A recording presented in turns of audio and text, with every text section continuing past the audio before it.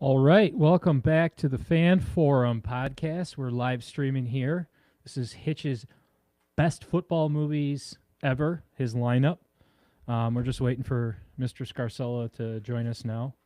I don't know where he's at, but. All right, welcome back to the Fan Forum. Oh, you can hear me going live over live. He must be watching.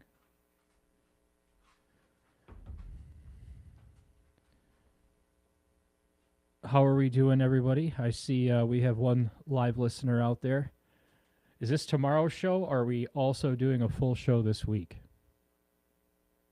This is tomorrow's show that you're seeing. So you're going to get tomorrow's show. This will be a little bit more chopped up and edited, but Mr. Scarcella, where are we? We're waiting on Hitch to show up. He claims he's in the lobby. I sent him like 12 links. Let's try this again. We're going to invite him for the 100th time. And when he does come on, I'm going to show him the emails that I send him that say, use this link. Use this link. All right. I sent him a new link. We'll see what happens. Right? See, even the doctor knows. Well, it's not that he's late. He's just not technically savvy. So...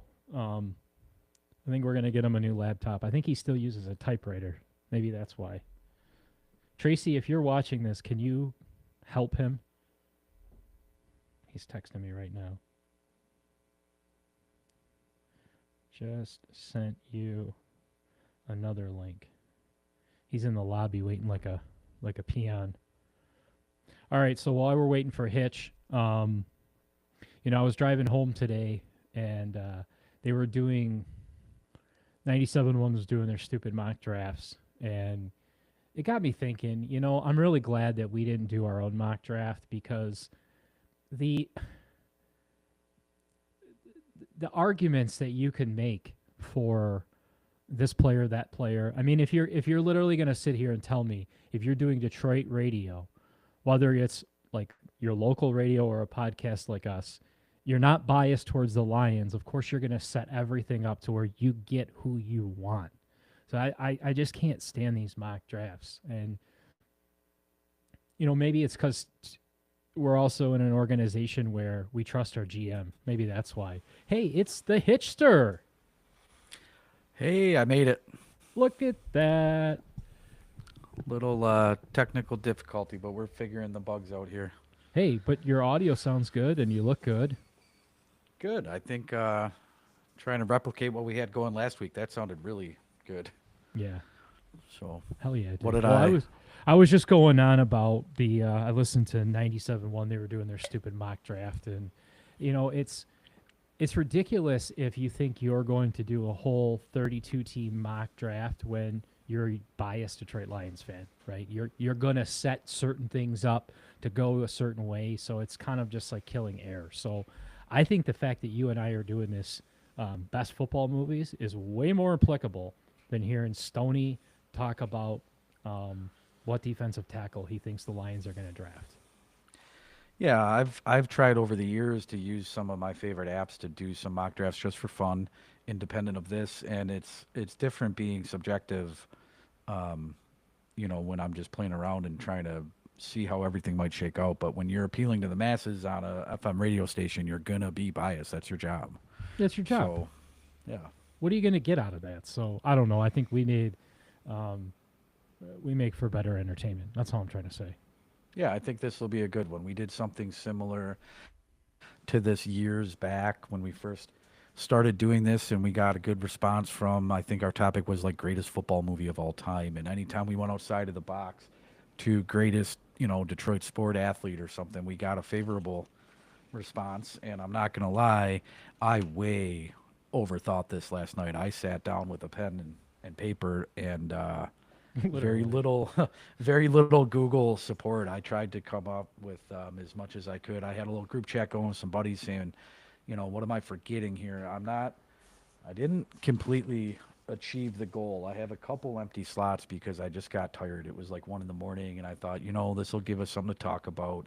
The slots that I couldn't fill in, I'm sure I'm missing somebody. We can fire away whenever you want. Maybe we want to see if anything happened during the week, noteworthy of Yeah, let's actual do real that real news. quick. Yeah. I think that's a great idea. So, So I don't, what are you feeling right now? well, What's your attitude towards the way things are going to shake out? being that this is mock draft season, albeit biased and flawed, and these guys like Mel Kiper, Todd McShay, I've never been a fan of, but it's all over the place. Every podcast I subscribe to, every time I turn on my TV, everybody but us are doing their mock drafts. And this is the time of the year where I think you start seeing, I don't know if they're striving to make some bold predictions or if it really is just that much of throwing darts. Um, I've seen a few national guys go Kenneth, Kenneth Grant as high as like 7. So that's a different tune than after the combine and some of these early mock drafts. A guy that we've talked about, you know, coveting as a potential Detroit Lion. I've seen some really weird trade up, trade down scenarios. I don't know. What have you been seeing anything crazy? Well, I'm a little bit of both, but the one thing I was just noticing was the last couple days we talked about Dart and Sanders falling out of the first round, and I'm seeing more mock drafts now where that's a reality, right? I'm also seeing guys like Derek Harmon fall into the second round and James Pierce. So there seems to be, when I say deep on D tackle, I mean we're looking at guys that Wayne was freaking out about as going top 10 now falling back into the second round. Yeah, and it's all just conjecture. That's what makes this fun.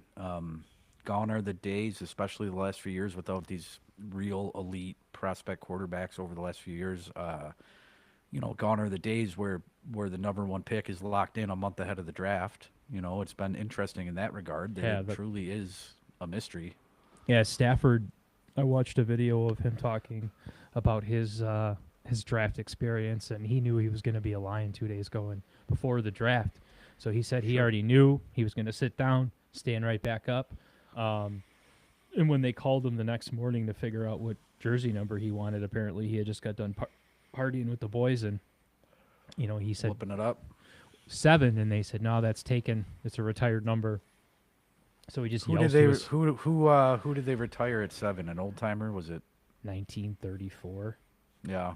something like that. Number 7. So Dutch Clark, Okay. 31 to Okay. 38. So Damn. that was probably what you were in 8th grade. Yeah. The light bulb. We just acquired our first light bulb at that time, I believe. Big moment for the Scarcella family Oh, that year. it was huge, huge. So We just he leans over to his buddies and he's like, "What number should I be?" And they're like, 9. He's like, 9? Sure. I mean, I don't know. Like you said, it kind of ruins it, honestly. yeah. He was kind of yeah. over it before it even happened. Well, and from a fan perspective too, it is nice to watch teams use the full clock and know that they're wheeling and dealing. And now with cameras just being everywhere, you get, I think I can speak for both of us. We're every bit as excited for like the day after round one.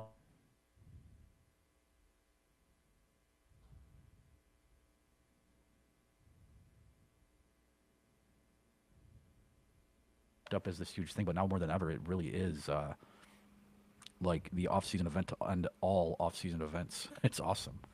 The Super Bowl before the Super Bowl.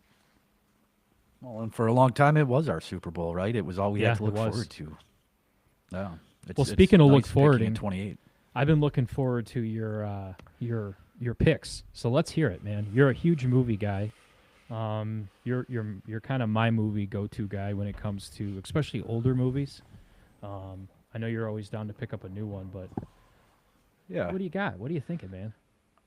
So let me state some criteria here because we were kind of all over the map when we talked about doing this. But what I dialed in on last night, I think there's only one TV show that is mentioned, and we agreed that we could use biopics, but that just felt like cheating. So I didn't use any biopics. I mean, there's been so many good football movies based on real athletes, based on collegiate careers and based on some pro careers, that I abstained from that. I wanted to get creative and not just take the low hanging fruit. So there's no Jim Thorpe.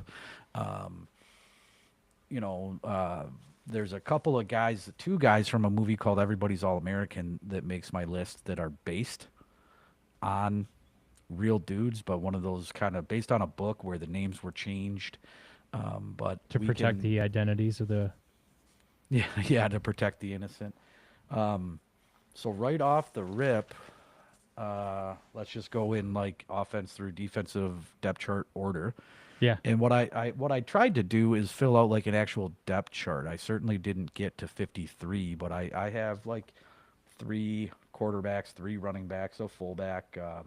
But we'll get into it. Tell me if you've seen these movies and disagree with me if you need to. I'm sure you will for some of these. Oh, I'm gonna let you know. Don't worry. Yeah. So Any Given Sunday, have you seen it? Oh, yes, I have.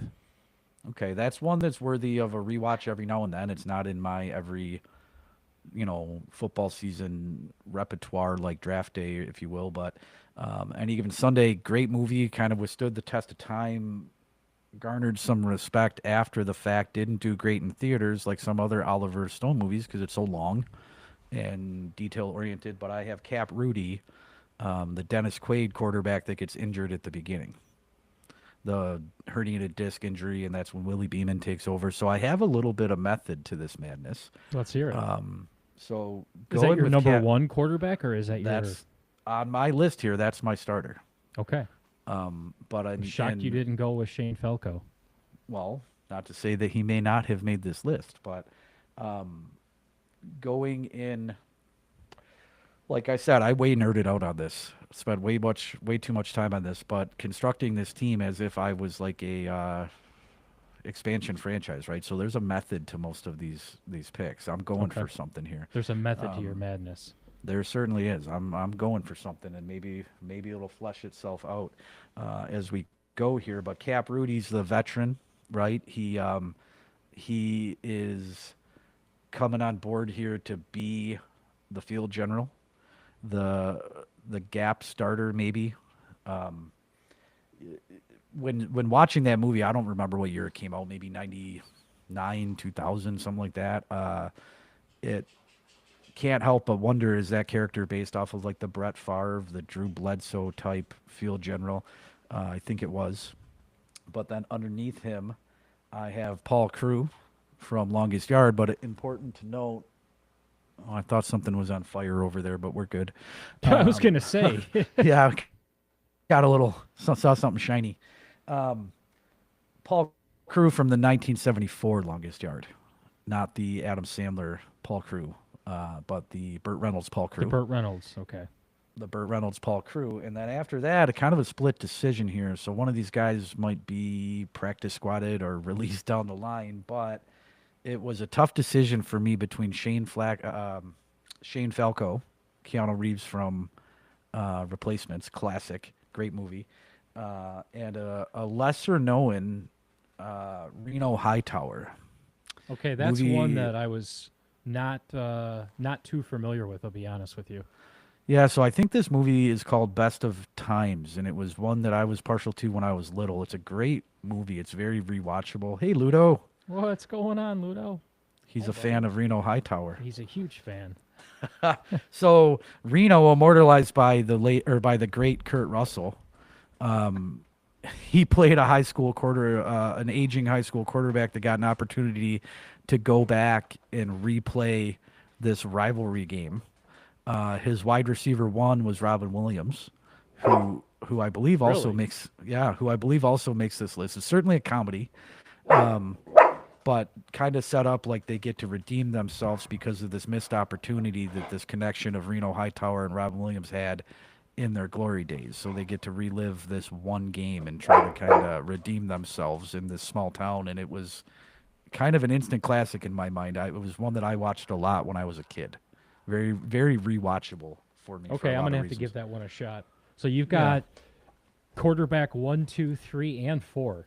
So you've got a stacked quarterback roster. Yeah, quarterbacks were easy, man. And I did a little bit of Googling when I got deeper into this list, and it's certainly easier to find the quarterbacks, right? Because they're always the main characters. They're always the stories constructed around the QB in most of these movies. So I didn't go for the low hanging fruit. I wanted to dig a little deeper. Well, let me. Here's what I'm gonna do. I'm gonna take a pause and take care of this dog while you finish up your list. I'll be back in two Yeah, seconds. yeah, sure, dude. Take your time. I got plenty to talk about. So we'll recap this when Mark gets back too. But just noticing for the first time here after reviewing this live, there's a running back on my list, also played by Dennis Quaid, who played Cap Rudy, my QB1. But Gavin Gray from the movie we were talking about earlier, based on a novel that was based on a Heisman Trophy winner. It's a story. It's a sad story because he became an alcoholic, and some of the teammates who may or may not have made this list down the line really struggled with addiction, with alcohol. It was a sad story. But Gavin Gray, Dennis Quaid from Everybody's All American, makes the list for sure. Good movie, not really rewatchable because it's dark, but nonetheless, he's my RB1. I don't know if you could hear that or not, Mark, but Gavin Gray, Test of Times. also played by Dennis Quaid. So here's my and number. Here's where. Okay, do this one. This is the one I want you to hear you talk about. my number 2 on this list. Yeah. So Ray Jennings from Draft Day. Now this is Hitch's favorite movie. He gave Wayne a task of watching this movie. So Wayne has, it's in a text message, claimed that in Canada this movie is not available on Netflix. So if there's anybody out there in Canada right now, I need you to tell confirm. me. I need you to confirm this. Yeah.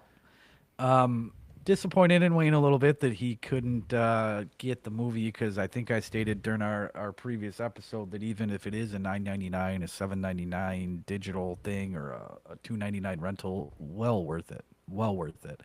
To say it's my favorite movie is a stretch, but it's one of the most rewatchable football movies I've ever seen. Especially, it's the only one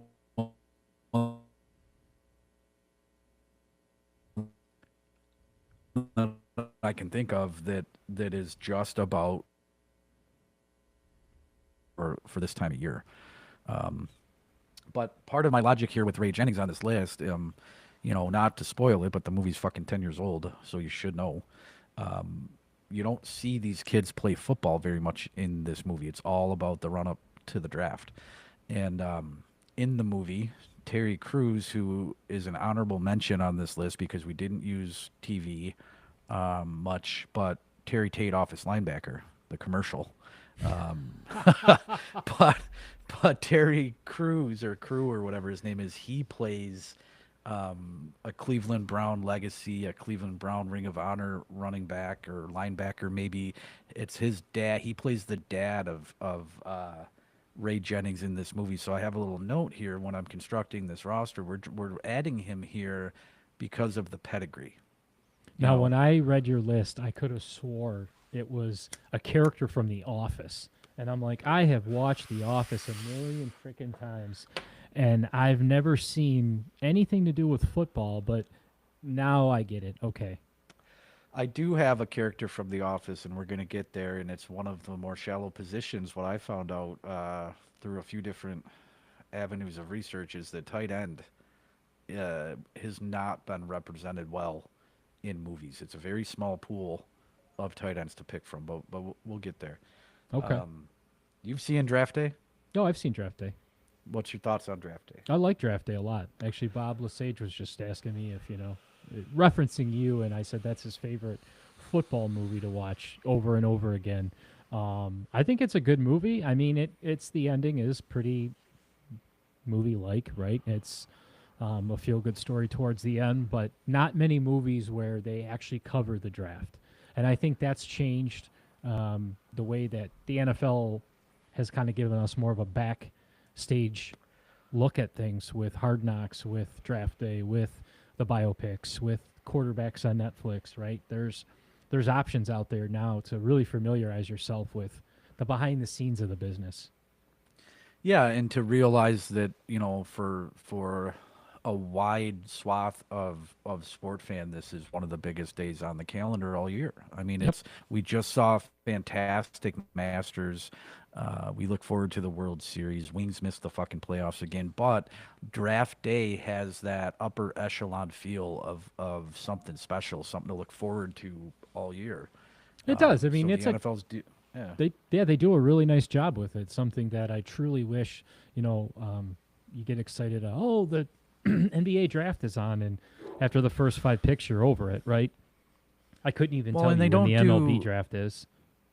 they don't do a lottery, which is awesome. I understand the concept of a draft lottery in some of these other sports that have 80 or 100 plus games a year where tanking is like a real possibility for some of these teams. But unless you have a damn near sure thing, you're not going to tank a football game.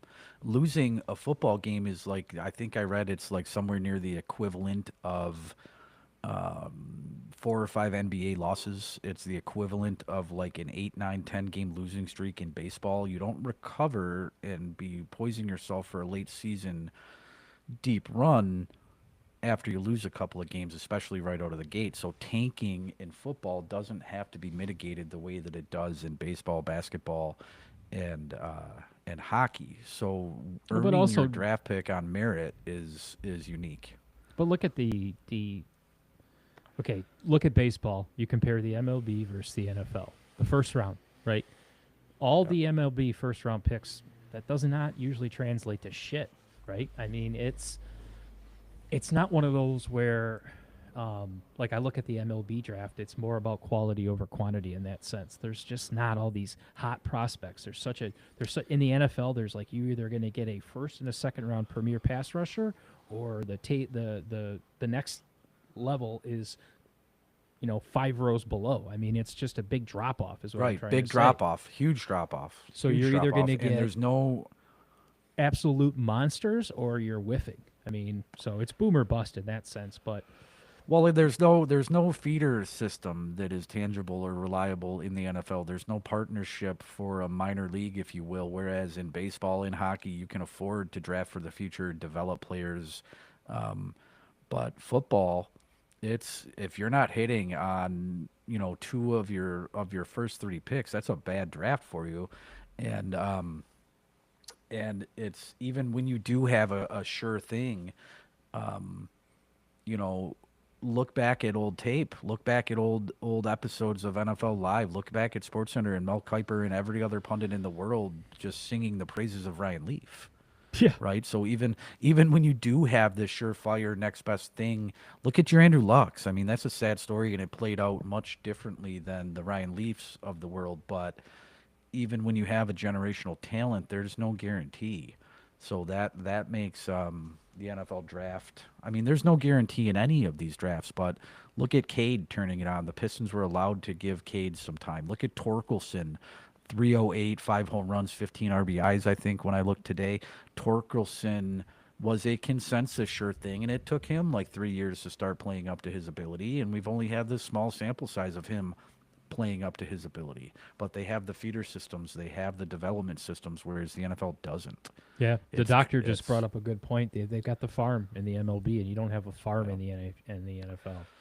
There is Right, no. right.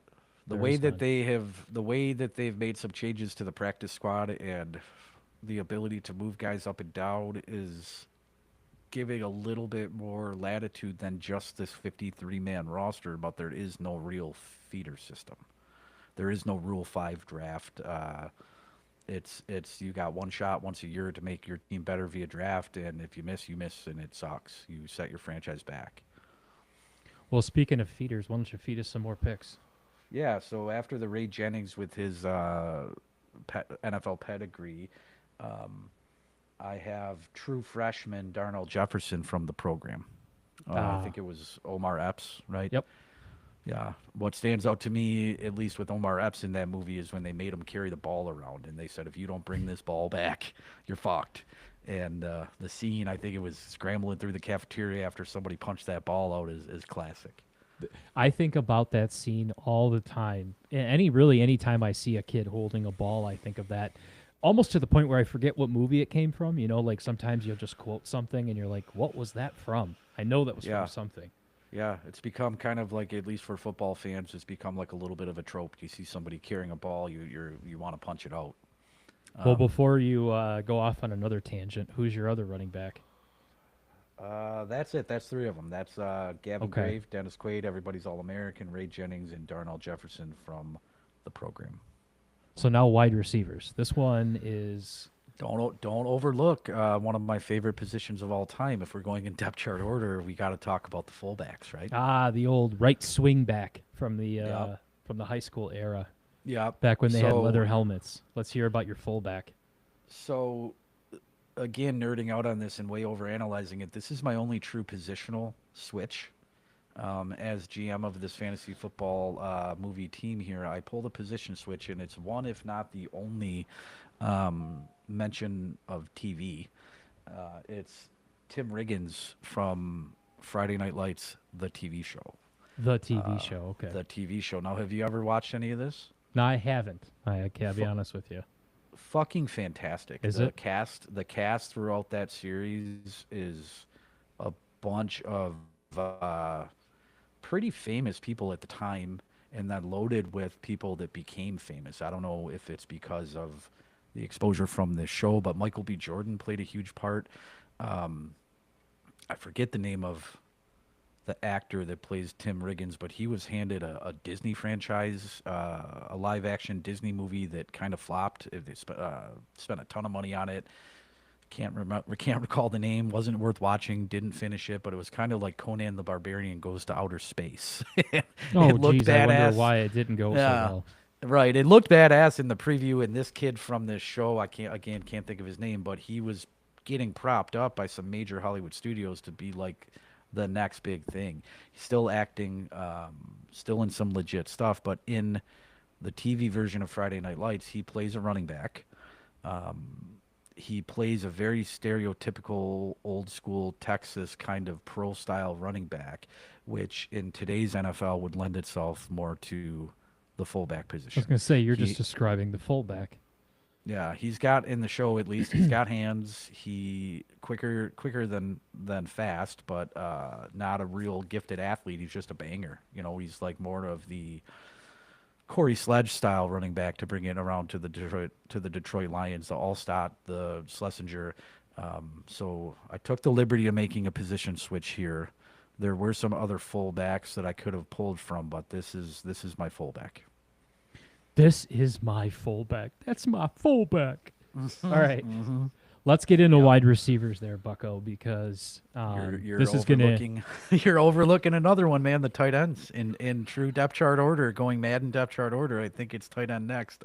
Maybe not, but uh, you noticed an Office reference in my notes here, I did. and Roy from The Office Oh, played the tight end in The Replacements. that's what you were referencing. Yeah, yeah, and I could have went into television. There was a great show on HBO. I think back in the day, it only had one season. I think it was called Playmakers. I don't know if you're familiar with that. The tight end in Mm-mm. that story was central to the first and only season. Great show. You should watch it if you can find it. Again, it would be Playmakers. worth That might be play. something Yeah, Jason will like. He watches it's All American, which is a similar thing. well, in It's so Playmakers. dramatic, though. It's like the Playmakers OC meets is football. right. Playmakers is racy. Playmakers was made for cable, and especially at that point in time, could have only been on cable. Rumor is with Playmakers that it was too real. That the NFL basically said, "Pull the plug on this, or we're pulling any NFL content that we've licensed to you." And at the time, was it called Inside the Huddle or something? HBO has a football show still, Mm. and the NFL threatened to pull the plug on that because, albeit fictitious, they were exposing kind of the darker side of the NFL. I can't recall the name of the tight end in Playmakers, but the whole season, most of the drama, and I think what the NFL really didn't like, is that the tight end was a closeted was gay, and He was and a was closeted gay. yep, yep, and he was very concerned in this series about coming out of the closet. They made a So lot this of had to homophobic be references. kind of on the, I don't want to say in the back end before people woke up and just became normal and accepted people, but like this must have been kind of right when things were still archaic with the mindset. Yeah, dude, it was certainly well before this wasn't such a taboo subject. Don't ask me why it ever was, but this is something in a time period in the early 2000s, probably. I think we were still in high school, Okay. where this stuff was kind of unspoken, and the don't ask, don't tell. And the show God, that didn't really pull dates us, any. man.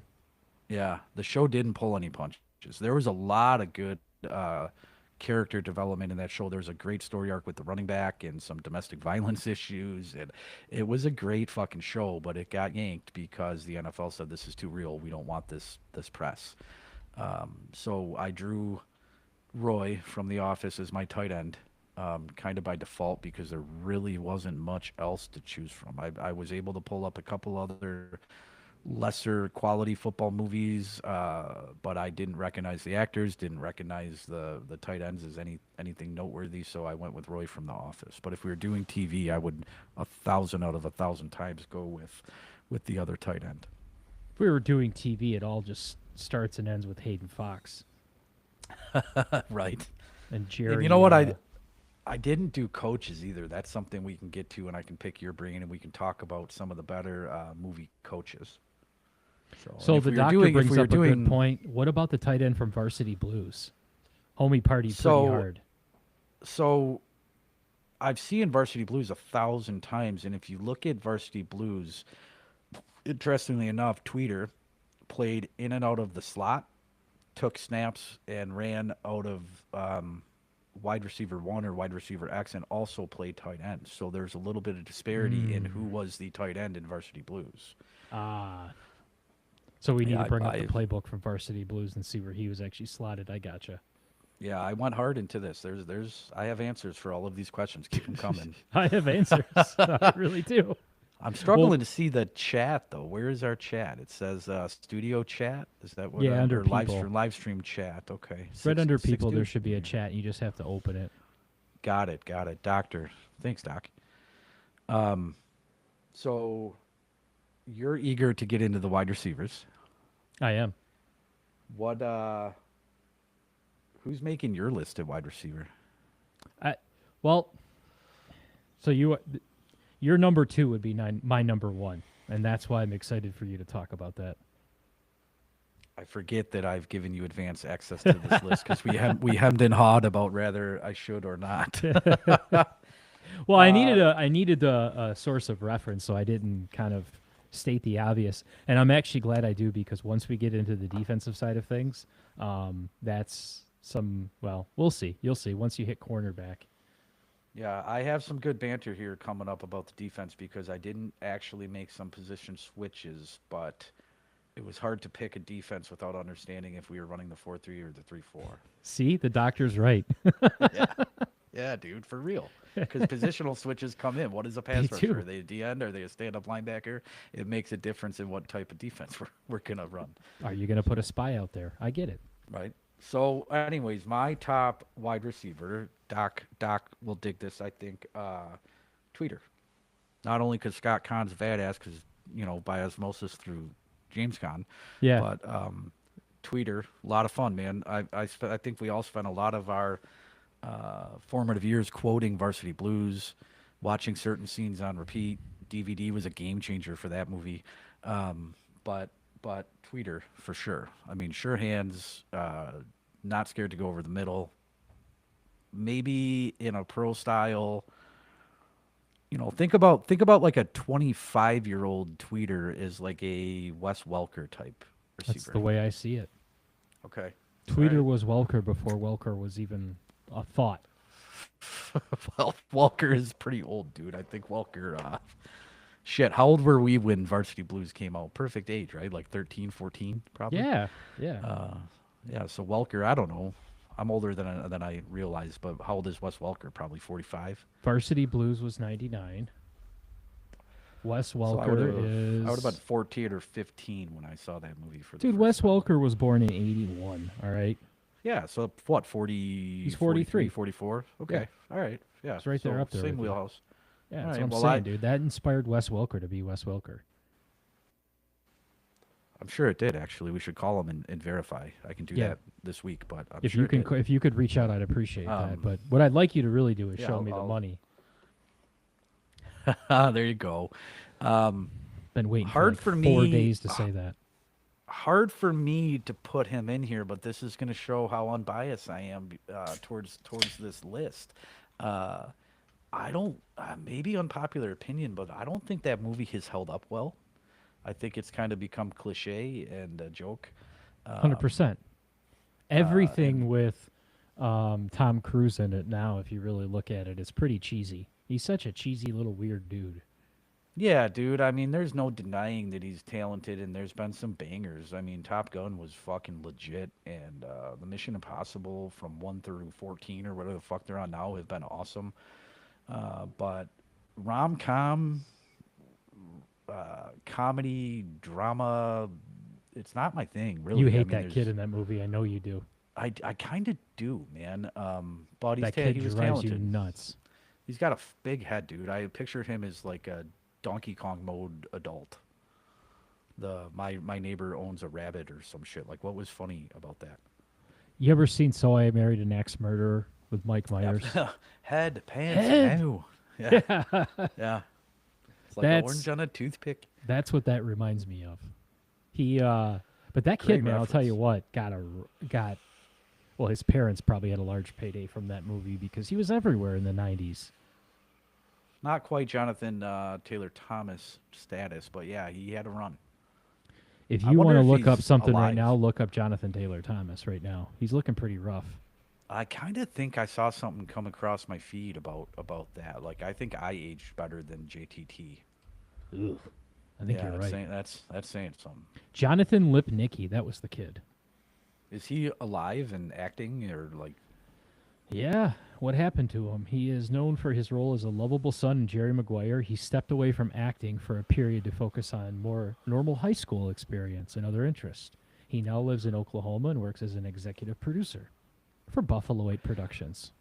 I wonder if that's code, like stepped away to pursue normal high school or stepped away to whatever. Is that code for like the offer to stop coming because you're not a cute little kid anymore?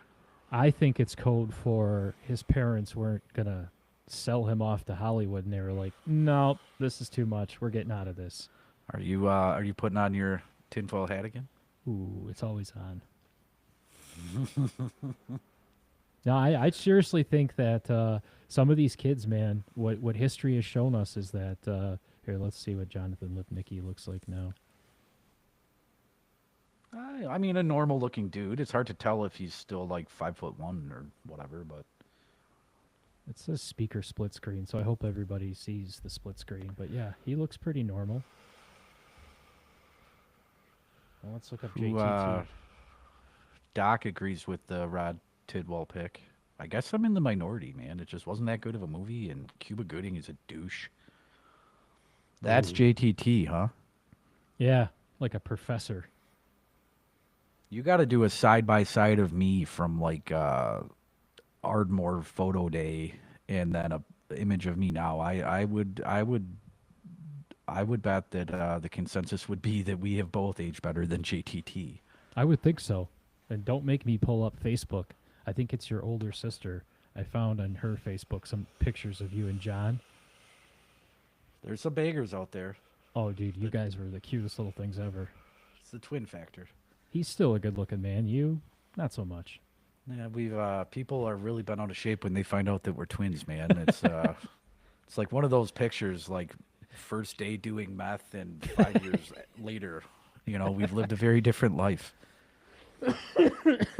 Yeah, He spends as much on skincare products as I spend on Rolling Rock and Marlboro. So let's as you put it that way. spend on destroying your skin. Yeah, it's takes a lot of time, a lot of work, a lot of effort, a lot of money to look this good.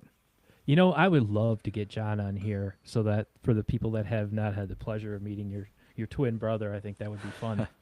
You know, Jerry Maguire might be the one quote unquote football movie that John has seen.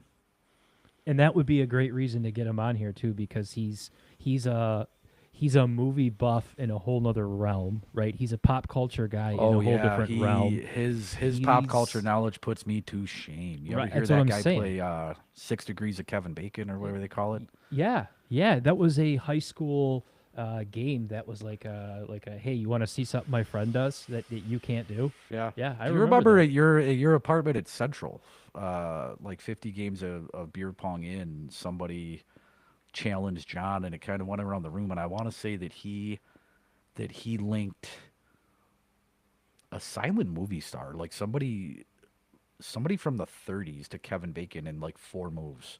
And he dropped to one knee in your living room and screamed, "I am a movie god," and shotgunned a beer in front of like 100 people. I mean, he is though. This is you're just giving me more of a reason to now get him on here. Yeah, dude, that would be fun. That would be a lot of fun. At least get him into this live chat one of these nights at the very That would least. be awesome. I want some pudding on the foil. Want some from the best hockey movie? You Best know what the hockey best movie. you know what the best Interesting. hockey movie is? Slapshot. Oh, I was gonna say, yeah, Slapshot. I know what the best hockey movie is. I would say that there's a room divided here with Slapshot and Mighty Ducks. Oh yes, There's yes, a place in my heart for Mighty Ducks, but when you yes. look at Gordon Bombay, little baby Gordon Bombay, scoring something like 140 goals or something, and then giving up his hockey career because he missed a penalty shot that wasn't even consequential towards winning the game. In the movie, they went on to win the game.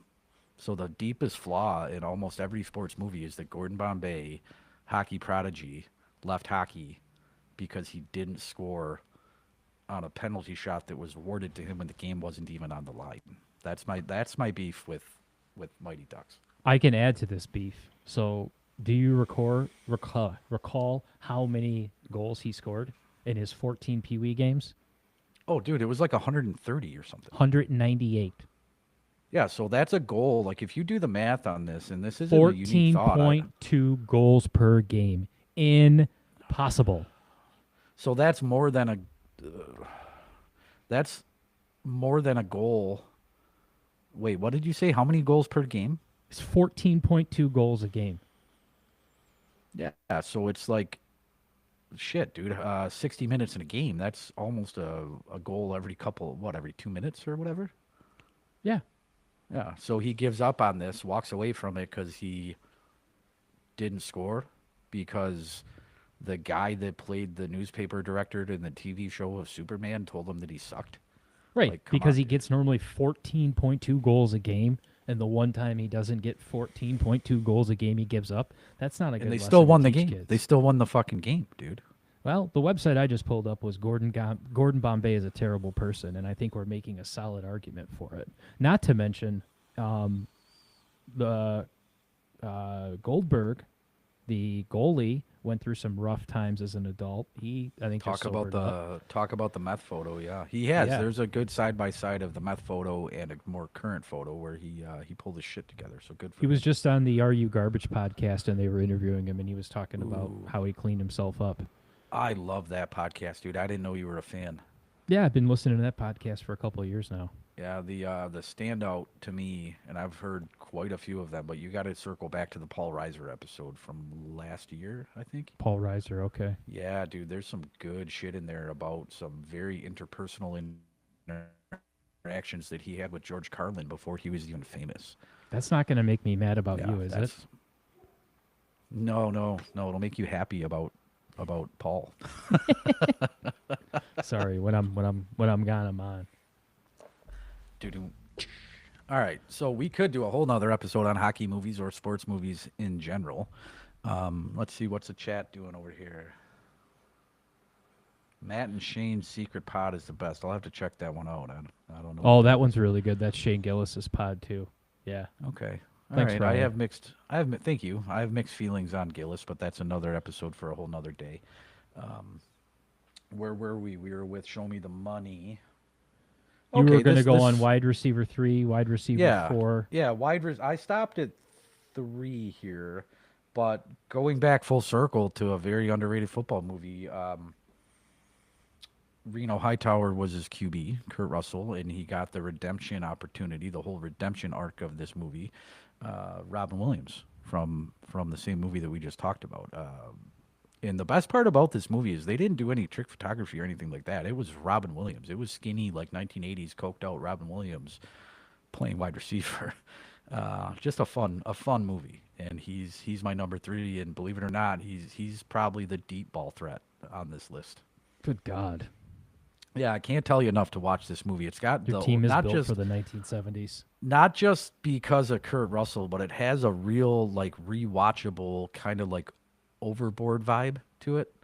Just some of those bangers that were coming out in the 80s and early 90s, kind of a Captain Ron feel, you know? Captain Ron banger. Really, really rewatchable. One of those things that I can't believe you. I think that when you put it on, you're gonna recognize some of it because it was one of those things that was on TBS or TNT or something like a lot. But right next to Air Bud, Golden Receiver. You know, in my notes, I had like a page 2 going here where I was just scribbling all over, and I flirted with Air Bud as my 4th, but I didn't want to give up the integrity of this list. I didn't want to sacrifice the. There's a lot of integrity of this. So far, I mean, hate to bark up the wrong wall. No pun intended. That's 2 in a row. Let's get over to your. So listen up, dude. I just got a text. My brother John.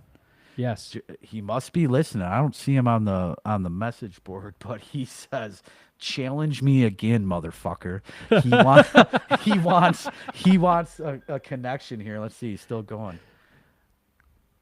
I'm at the bar. Oh my Lord. And I think this is a typo, but he says Mike or Michelle, somebody called me to tell me you challenged my honor. That's awesome, dude. I don't know if we can think of a good football. Whoa, he must really be at the bar because he's blowing me up. What's his email? Oh, I think it's John, Jon Scarcella at iCloud, I think. It's probably nothing of that. Ask a watcher on your message board for an actor, and I will 6th degree the fucking fuck out of it. Oh, he's at the bar? He's at the bar, dude. Oh, that's awesome. Oh, that man. is awesome. Think about the most obscure actor, and he'll do it. He'll do it. I know he will. Listen, I can guarantee you I challenged him with my arrogant attitude in 2004, and he put me to shame. I know it.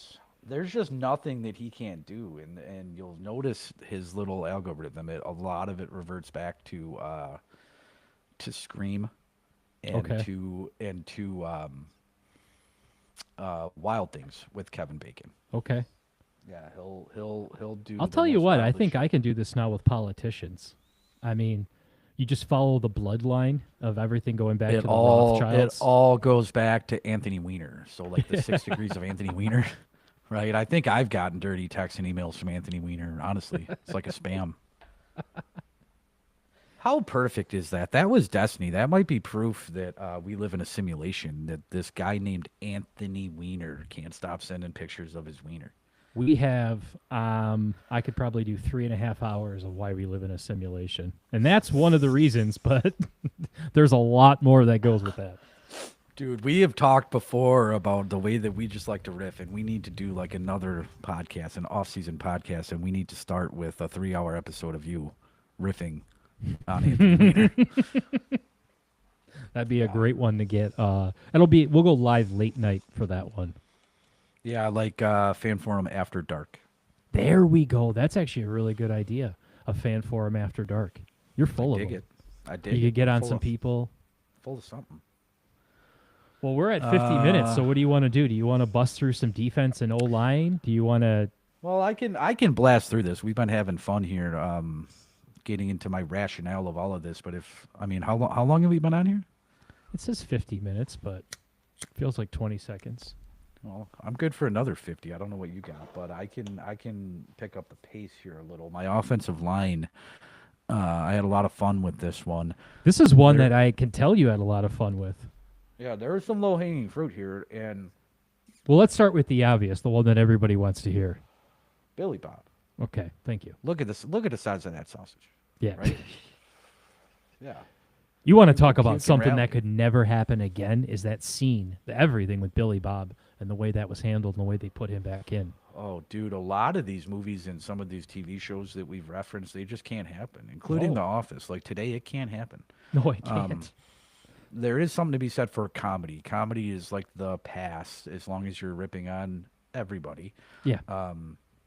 But some of these movies just wouldn't have been made, or if they were greenlit, they would have had a red band trailer and an NC-17 release, and nobody would have seen them. Yeah, Right? you wouldn't. I That's why we remember- don't see comedies anymore. I remember my Uncle Mike coming over in the early 2000s to help me set up my home theater system, right? My theater in a box, if you will. And the only DVD that I owned at the time was Any Given Sunday. And he had his kids with him that were a few years younger than me and much more sheltered when it came to the media that they were allowed to consume. And the only movie that I had to play as a sound test for like 2 hours was Any Given Sunday. And you remember DVDs, how sometimes they would skip like a record, right? Oh yeah, yeah. The scene that it was like frozen on repeat was LL Cool J talking about. I mean, I can say whatever I want, right? Sure, this is America.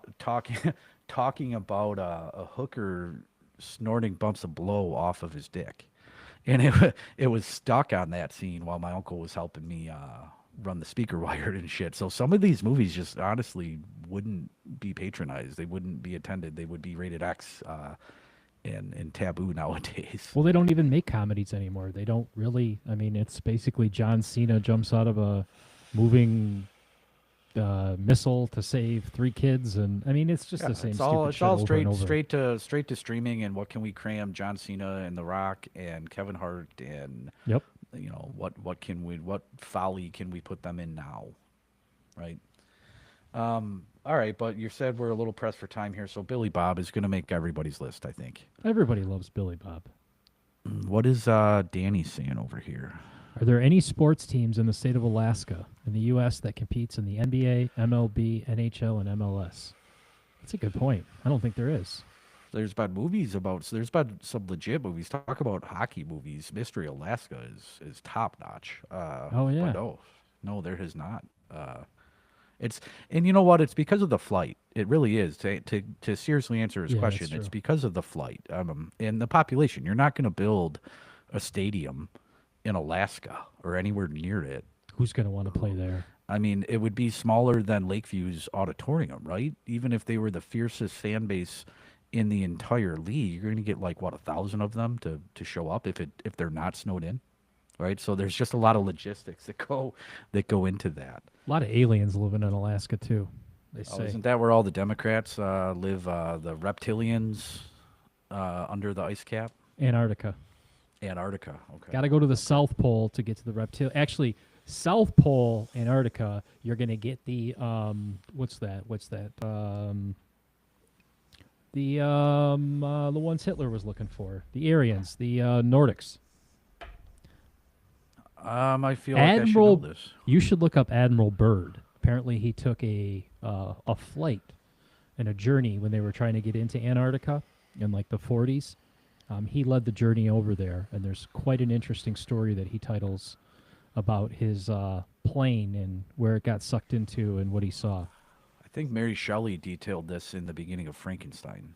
You'd see a lot of parallels with some of these, we'll call them my tinfoil hat stories of pop culture and how you've kind of gone, oh, I could see why they'd write about this to make this look almost not normal if they do talk about it. Interesting. This is a topic for the Fan Forum After Dark, I think.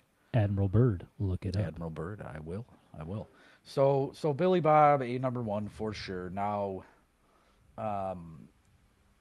Louis or Louis, I'm not going to lie, I never knew he had a last name, but Lastic? Louis Yep. Lastic? From Remember the Titans. Yeah. I love that movie. Great movie. It's aged well. It And I think has. Wayne brought it up. Is that or was it you or Wayne? Is that a classic football movie, or was that just a great vehicle for Denzel?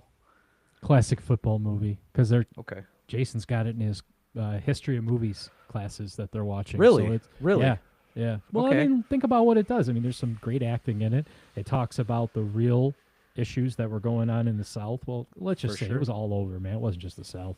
Real issues Yeah. that were going on in that The time. race relations and yeah. Yeah, the whole nonsense, right? And how it was, how it didn't define everybody, right? And there were, it honestly just tells a story about there's some good freaking people out there, right? And Banger how of you a can soundtrack too. oh, Soundtrack was Jesus. fucking great, dude. Oh, You remember the morning run through the cemetery with Bob Mhm. Dylan in the background, and that was kind of the galvanizing moment at the end of training camp. That gives me the chills.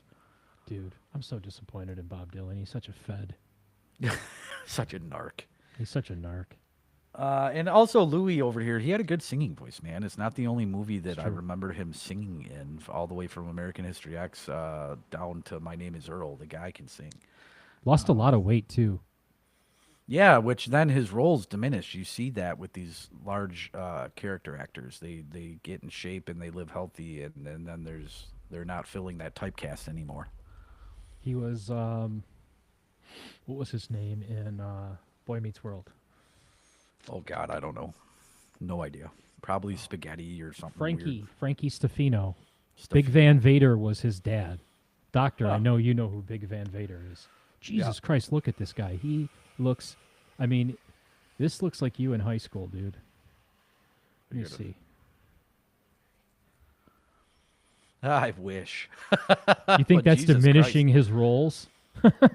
I don't think he's getting these roles anymore, but good for him, man. Not as the fat dude, but he lost. Oh, he was in 250 He was in pounds. Butterfly Effect. He was the goth roommate in Butterfly Effect. He was in Blow Without a Paddle. Yeah, he was in some bangers. You're right. For sure, dude. For sure. Dinner. ESPN popping off. It's probably telling me that I'm continuing to get crushed in my hockey league.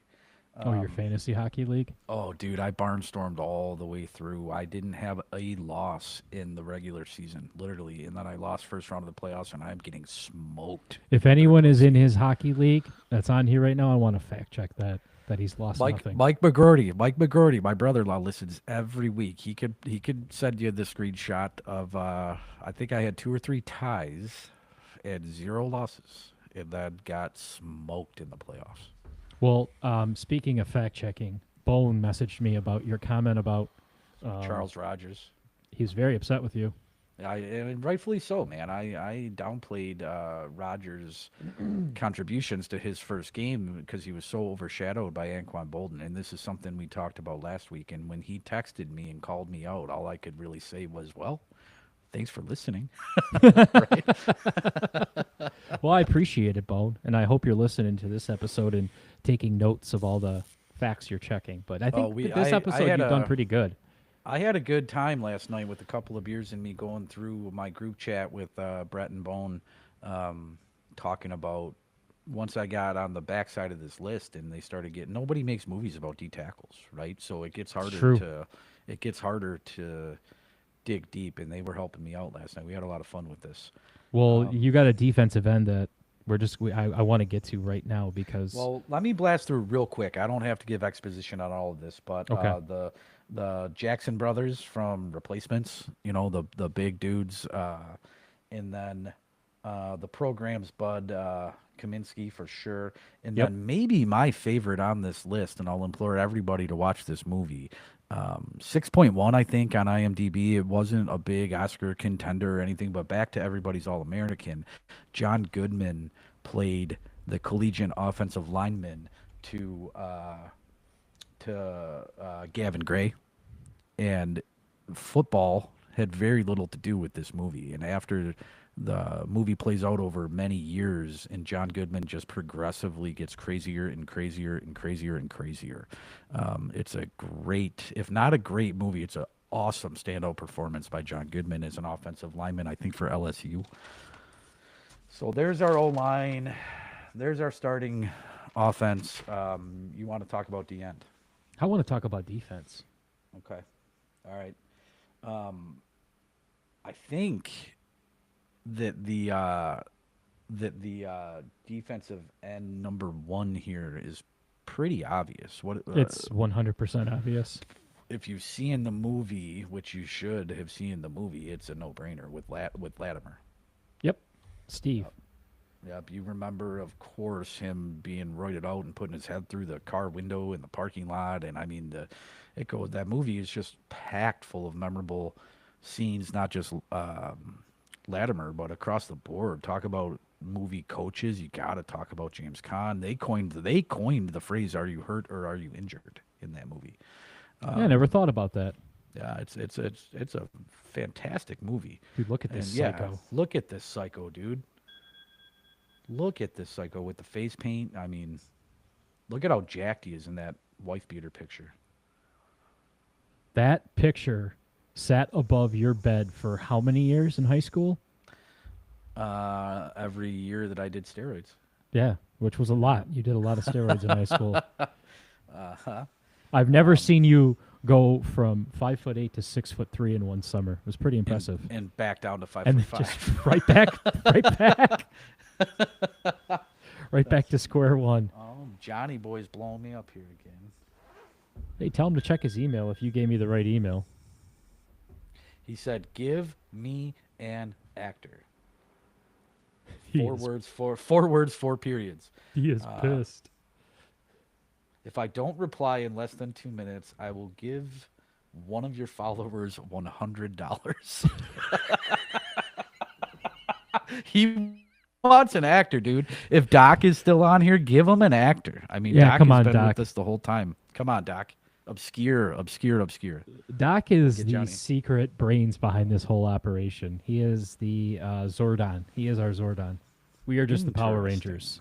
I'm just Well, letting you know maybe that. Zordon can stump John here. I bet you $1,000 that John can link Zordon to Kevin Bacon. Oh, easily. The guy Yeah. that played Zordon to Kevin Bacon. He can do that. While Doc is thinking, we can ask him this one. Let's see. He must be listening live now. He said, "Challenge accepted." We got some live listeners going, dude, because Mike from the hockey league that we were just talking about sent the screenshot of my wins and losses, and I stand corrected. I had one loss in week See? 2. Thank One loss. you. One loss in week 2. Thank you, Mike. I knew it. I'm Hell so yeah. glad. Oh, and look, another one in March. So 2 losses all regular season, and then absolutely steamrolled in the playoffs. Absolutely Folks. fist fucked.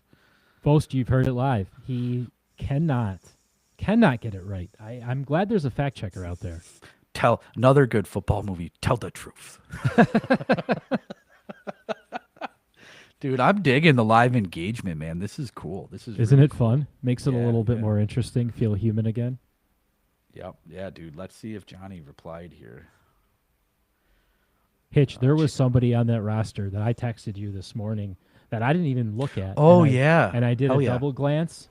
And I'm so glad you brought this up because Of course, you've seen the movie, right? Multiple 1,000 times. times. Yeah, it's 1,000 times. right in your wheelhouse.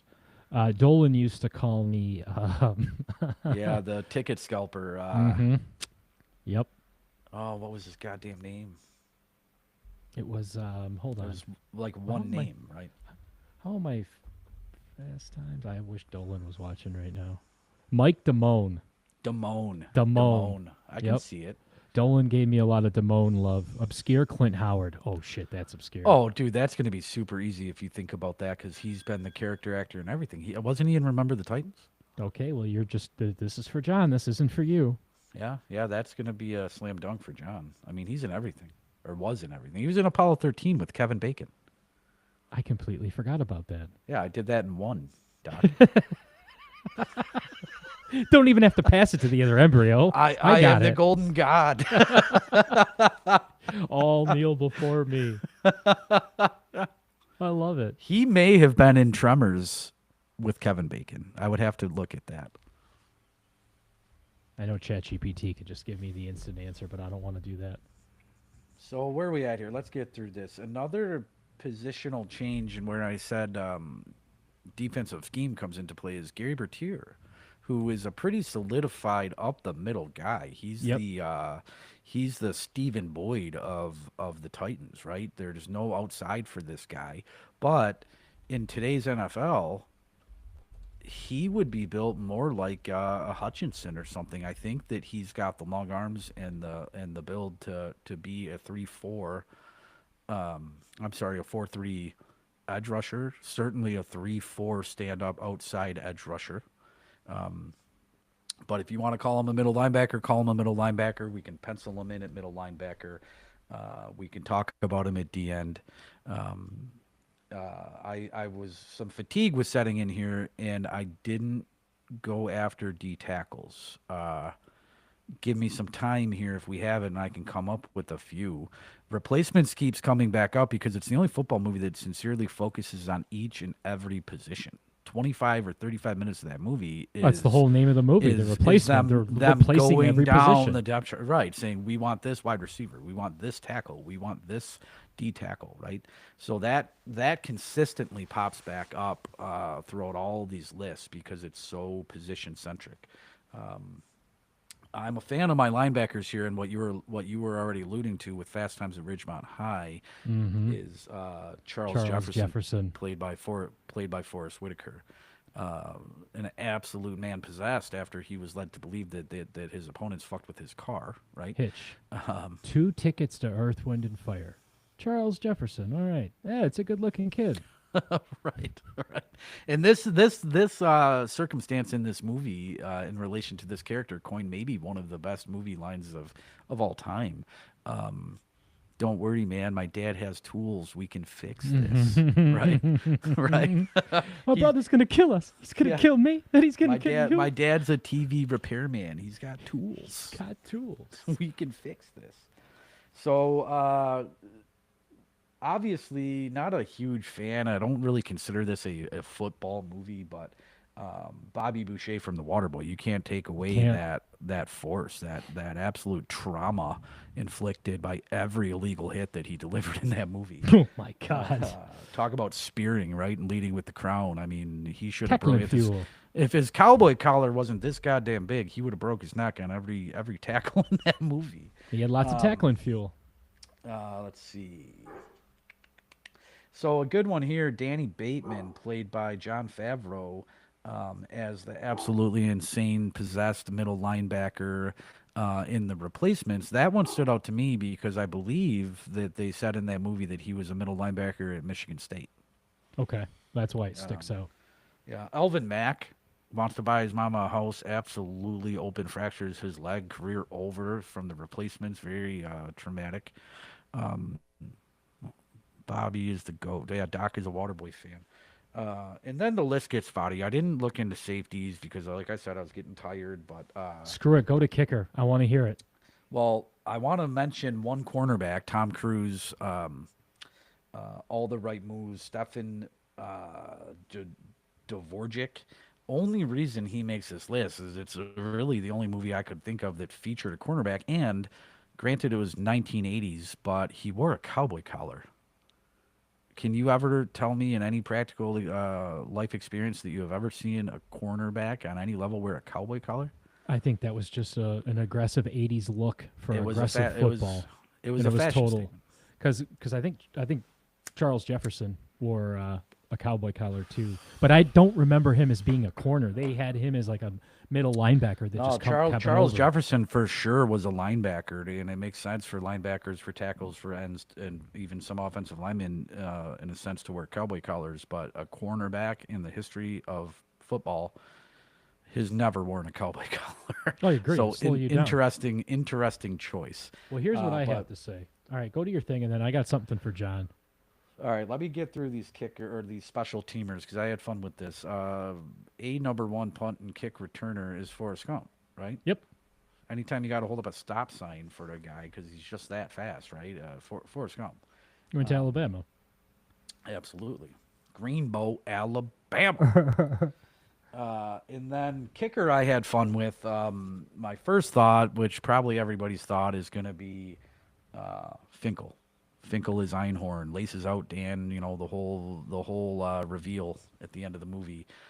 Finkel. But little footballs.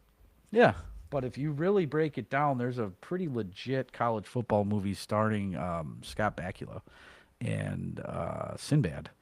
Good God. Unnecessary Roughness, where Christy Brinkley played the kicker. So she's got to make this roster. Watch the episode of It's Always Sunny in Philadelphia with Sinbad. Okay. Sinbad and Rob Thomas from Matchbox 20 is in it. It's great. Okay. That's immediately where my head went to. I was trying to think of a Rob Thomas actor, but Rob Thomas. Rob Thomas. All right, well, this is my thing to do. You want a war? You're going to get one. You want a war? Come on, Johnny. You want a war? I got one for you. An actor that I guarantee you are not going to be tied to. Michael Jeter. Exactly. Hold on. From a football movie? No, just a movie. Actually, Michael yeah. Jeter. May have been from a football movie. He was in Oh, dude, Evening he was Shade. he was in Green Mile with Kevin Bacon. God damn it. Yeah. He had Nothing the can be mouse. done. Yeah. Green It Mile. can't be done. That was Green Mile. ChatGPT. I said, give me an obscure actor. Mike McGroarty, my brother-in-law Mike, said the Hanson brothers to Kevin Bacon, which I don't know if I can do it off the top of my head, but there's a lot of famous people in Slapshot. You got the Paul Newman connection, I would think, would be a pretty straight line to Kevin Bacon. Okay. This is one that would be really hard. Sasha Jensen Show me his picture or her picture. played Don Dawson in Dazed and Confused. All right. Which one was Don Dawson?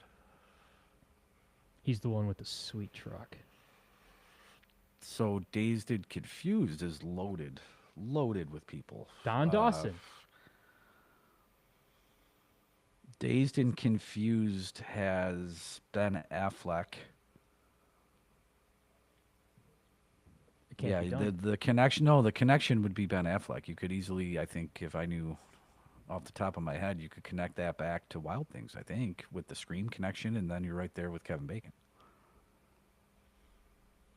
But let's text you. You got to give me some proof. Because what's, Mike's already proved that you don't even know what you're doing in your hockey league. Rory This is true. Cochrane. If our few listeners haven't figured out, I'm full of shit. It's all smoke and mirrors over here. Dude, Rory Cochrane, good reference. Empire Records. Great movie. Great movie. It was just Record Day the other day, Record Store Day last week. It was Rex Manning Day, too, a couple weeks ago. Yeah. What day is Rex Manning Day? It's probably Record Store Day, right? It was like 2 weeks ago. April 8th. Yeah. We got to get Johnny on here. He could just rapid fire these off, dude. We should have had him on for Rex Manning Day. I'm upset. He's at the bar. He's busy. But he owes a fan of our choice $100 because he's listening and he has not responded. What is that noise? You're ripping a water bong over there? No, that's the dog upstairs. I think Alicia's coming home and he's all excited. Dude, if that's your dog, I don't know. It was your phone, dude. Your phone mic was giving you some feedback on the. Oh, was it really? Yeah, Wow. yeah. No shit. Okay. All right. So what do you think of my list? I think your list is awesome. I love it, man. I think this has been awesome. We've had the most, I think, engagement that we've ever had. Yeah, I almost got you to spit beer out of your nose. Yeah. The dog hopped up on the thing and pushed me away a few times. So I don't know, man. I'm a big fan of this whole thing. So now you got to get Alicia on here. Every other member of your household, I think, has made an appearance on here. I could tell her to walk downstairs right now and she'd be pissed. Tell her to weigh in on these football movies, or give her a challenge to connect somebody to Kevin Bacon. Let's see. Can you link Pee Wee Herman? Of course, dude. That Pee Wee movie was, the whole trope in that movie was loaded with cameos, right? I'm sure if I looked at that roster from the Pee Wee Herman movie that it would be in less than 6. See, and you would have to do this in like a bracket where you are literally listing the actor, because that's how your brother does it. He doesn't just give me some cockamamie bullshit. He literally will tell you the movie. Oh, he will go right down the line, and Yeah. you can usually do it in significantly less than 6. Yeah, 5 hours later, you're talking about something else. So, yeah. Yeah. I think we need to get Johnny on here for sure. For sure, dude. That would be legit. Get John on, get Jack on, get Mare on, get the whole Scarcella family on. Mare listens, dude. She So listens. does Melissa. She called me today and asked me if we were recording. So I think she watches too. Good, dude. Maybe I should clean up my language a little bit as our audience is expanding. She grew up in the same household I grew up in. It's okay. True. She's used to it. True. Stop talking about boners so much, Yeah. I guess. That's one thing you do talk a lot about. All right. Well, listen, dude, I think this was a great episode. I think I'm going to sign off and go upstairs and chill. Yeah. We won't be on next week. I'll be in Florida on vacation, so we'll be taking a week off. I don't know. Maybe we can record something before I leave and have You know what? If send I out. finally figure out how to use this fucking recording studio, maybe I can jump on and go live or do You should. You really do should. something. I can get the old band back together. I can see what Ronnie or Bob or one of those guys is doing.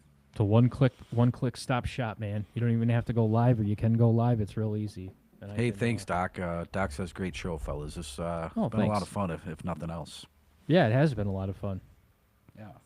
Not too many technical errors either, shockingly. No, dude. Once I was actually able to get in, I was amazed that my camera was functioning and my mic was on, and it was a good one. Funny how that goes. Funny. All right, well, I can see how people do this for 2 to 3 hours because I really could. But I'm trying to do the best I can at producing and keeping the show into some type of constraint. Yeah, I'm thinking I haven't even floated this one by you, but I'm thinking that maybe round 2, Friday night of the draft. I think it's the 25th of April. We might be able to do a long form live Friday or Saturday. Yeah, I could probably Saturday. I'll be driving home. Friday but- you'll be in Florida. Yeah, I'll still be in Florida. I could pop in my phone though. But Yeah, you can pop in. Maybe we can go live for a little bit and break down some picks as they're happening. See Yeah. what the Lions did night 1. We'll do something. We won't Cool. go dark. I dig it, man. Well, thanks everybody for hopping on the live chat. I really appreciate it. Doc, Ryan, Hitch's family, our friends, my family. Yeah. So I just really want to say a big shout out to everybody that's been kind of plugging this podcast. I'll still have this episode available on YouTube, and Spotify. But yeah, outside of that, man, one pride and thanks. Peace. Peace.